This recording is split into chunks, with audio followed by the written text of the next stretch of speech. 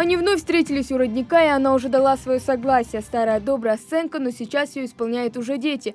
Плавными движениями девочек и точными мальчиков начинают свое закрытие декады ингушского языка самые маленькие жители нашей республики.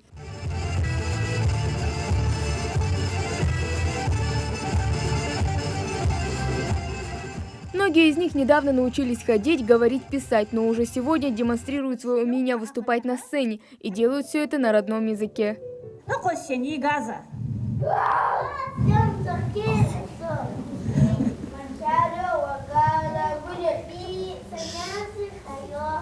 Здесь каждый буквально вжился в свою роль. На протяжении месяца учащиеся детского садика «Волшебный замок» учили стихи, песни и загадки. Пока одни выступают на сцене, другие в ожидании своей очереди. Хадижа Султыкова этот день ждала с нетерпением. Красивая укладка, модный аксессуар. К выступлению она готова. Мне нравится шапочка. А почему? Потому что там кристаллы и даже платье. А покажи нам эти кристаллы, какие они? Вот. Вот тут шапочка. Яркие наряды и не менее красочные декорации. Декада ингушского языка стала традиционной. Ее цель не просто привить любовь к родной речи, но и выявить и поддержать одаренных детей в области литературного творчества.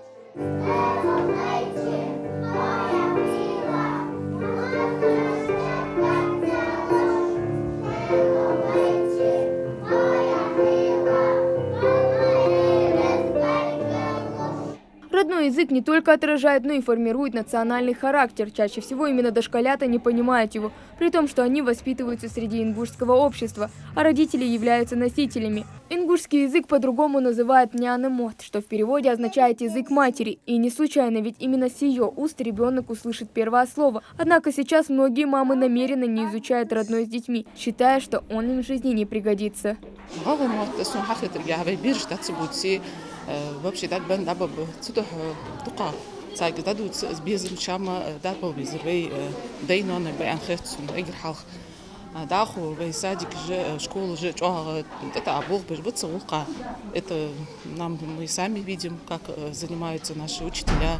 Для каждого из нас самым ценным является наш язык. Знание родного придает человеку силу и уверенность, оптимизм и веру в будущее. По словам организаторов, знакомство ребенка с малых лет с наследием своего народа способствует росту личности. Деткам очень легко говорить на русском языке, но это очевидно, а на ингушском очень тяжело. Наверное, сегодня тоже понаблюдали, насколько тяжело они выговаривают звуки. Эти звуки со временем атрофируются, вот эти вот звуки, наши родные звуки и так далее. Им, конечно же, легче разговаривать на русском языке. Ну и в связи с этим мы теряем наш язык. В рамках декады подготовили выставку, на которой были представлены книги ингушских поэтов и драматургов, а также выставлены фотографии выдающихся личностей республики. О них сегодня говорили с большой честью. Здаева Сияда Дисовна, знаменитый ученый, врач, герой Великой Отечественной войны. Асканов Сомбек Сусакевич, советский российский военный летчик, генерал авиации, герой Российской Федерации. Быть честными и счастливыми учат здесь с самого начала. Кстати, не обошлось и без уголка национальных блюд. Зоокажмерздук халтым. Стол впечатляет своим разнообразием и удивляет количеством витаминов в одной порции. Вот только Зубер Целуев признается, не все из перечисленного пробовал раньше. Она нам делает сэндвичи. Когда мы просыпаемся, одеваемся, она нам делает сэндвичи, мы их кушаем. А что-нибудь из этой еды она готовит? Нет, нам только тетя вот это готовила.